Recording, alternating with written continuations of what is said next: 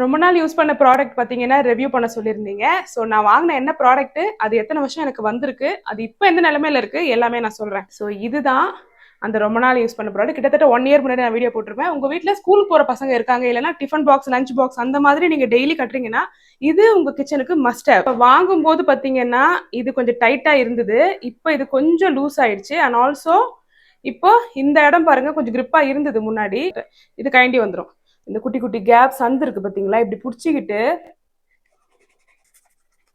எவ்வளவு சூப்பரா வருது பாத்தீங்களா. ஈவன் இந்த மாதிரி டிஃபன் பாக்ஸ்ல இந்த கார்னர் இருக்கு பாத்தீங்களா, இந்த சந்து பாருங்க எவ்வளவு அழுக்கு வருது பாருங்க. இந்த கார்னர்ஸ்ல, ஸ்டீல் கார்னர்ல எல்லாம் பாத்தீங்கன்னா டீ தூள் வந்து அடைச்சிட்டு இருக்கும்.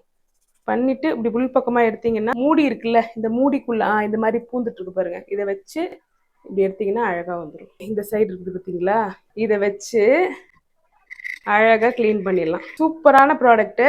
இதோட லிங்க் வேணும்னா ஸ்க்ரீன்ல டிஸ்பிளே பண்றேன், தேவைன்னா செக் பண்ணுங்க. Bye by.